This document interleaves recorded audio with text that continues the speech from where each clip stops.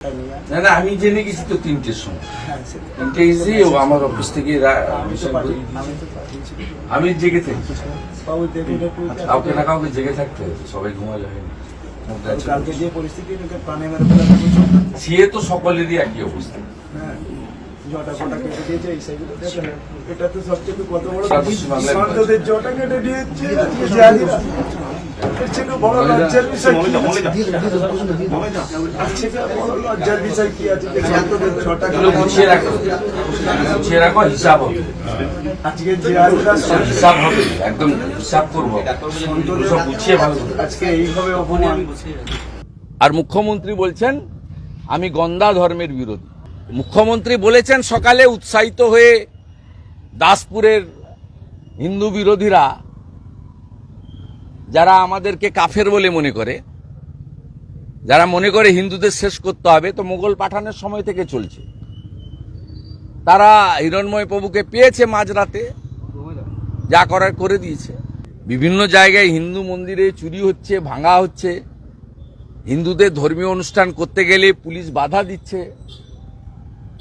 রামনবমীর গেট করতে গেলে বলছে বাধা দিচ্ছে। এইখানে আজকে করেছে চণ্ডীপুরে, এনএইচ থেকে অনুমতি নিয়ে আসুন। মমতা আর তার চোর ভাইপোর যে ছবি দিয়ে গেটগুলো সারা বছর ঝুলে থাকে, ওদের কোন বাবার অনুমতি নিয়ে করে ওরা? রামনবমী তো বিজেপির প্রোগ্রাম নয়, হিন্দুদের প্রোগ্রাম। তাতেও যদি বাধা দেয় তাহলে বুঝতে পারছেন পশ্চিমবাংলার হিন্দুদের অবস্থাটা কেমন। তমলুকে হিরণময় গোস্বামী মহারাজের সঙ্গে দেখা করতে গেলেন শুভেন্দু। নমস্কার বন্ধুরা, আমার নাম ধ্রুবজ্যোতি সরকার। গতকাল রাতে ভগবত কথাবাচক হিরণময় গোস্বামী মহারাজ পশ্চিম মেদিনীপুরের দাসপুরের ধরমপুর গ্রামে জেহাদিদের হাতে আক্রান্ত হন। ওনার মাথার জটা কেটে নেওয়া হয় এবং জেহাদিদের অস্ত্রের আঘাতে হিরণময় মহারাজ গুরুতর আহত হন। বর্তমানে উনি তমলুকের একটি বেসরকারি নার্সিংহোমে চিকিৎসাধীন। ওনাকে দেখতে তমলুক পৌঁছালেন শুভেন্দু। শুনুন সেখানে কি বললেন বিরোধী দল নেতা। তো সনাতনের অপমান মানবতার অপমান। জটা কেটেছে, গলায় ঘাড়ে কোপ মেরেছে,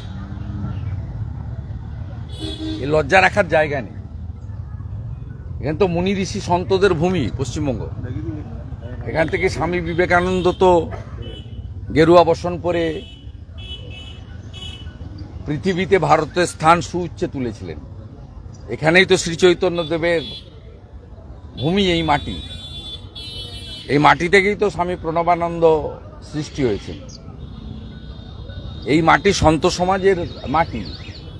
সবাই রাজনীতির ঊর্ধ্বে উঠে সন্ত সমাজকে সম্মান করে, শ্রদ্ধা করে। তার জটা কাটা হয়েছে, গলায় কোপ দেওয়া হয়েছে। উনি তো কাউকে আঘাত করে কথা বলেন না, তিনি তার সনাতন ধর্মের পক্ষে প্রচার করেন। এতে আপত্তির কি আছে? জটাটা আঘাত কি মেরেছে? তো কোপটা ঘাড়ে বসলে ঘাড় থেকে মানে দেহ আলাদা হয়ে যেত। হালকা ঘোপ লেগেছে, হাতে লেগেছে, ঘাড়ে ঘোপ তো আছেই, উপর দিয়ে লেগেছে। বিশেষ করে দেখুন জটা কেটে নিয়েছে। এ তো আমি মানে নতুন করে দেখলাম। প্রত্যেকের ধর্মের নিজের নিজের একটা সম্মান রয়েছে, প্রত্যেক ধর্মের একটা নিজস্ব সম্মান রয়েছে, রীতিনীতি রয়েছে। এখানে এইভাবে পশ্চিমবাংলার মাটি, যেখানে মুনি ঋষি সন্তদেরকে লোক সম্মান করে, যেখানে 3টি আন্তর্জাতিক সংগঠন, সনাতনী সংগঠনের, মানবতাবাদী সংগঠনের হেডকোয়ার্টার, রামকৃষ্ণ মঠ ও মিশন স্বামী বিবেকানন্দ প্রতিষ্ঠা করেছিলেন, তার আন্তর্জাতিক হেডকোয়ার্টার হচ্ছে বেলুড় মঠ। স্বামী প্রণবানন্দ ভারত সেবাশ্রম সংঘ সৃষ্টি করেছিলেন, তার আন্তর্জাতিক হেডকোয়ার্টার হচ্ছে বালিগঞ্জ। শ্রীলা প্রভুপদ শ্রী চৈতন্য দেবের আদর্শে ইসকনের প্রতিষ্ঠা করেছিলেন, তার আন্তর্জাতিক হেডকোয়ার্টার হচ্ছে মায়াপুর।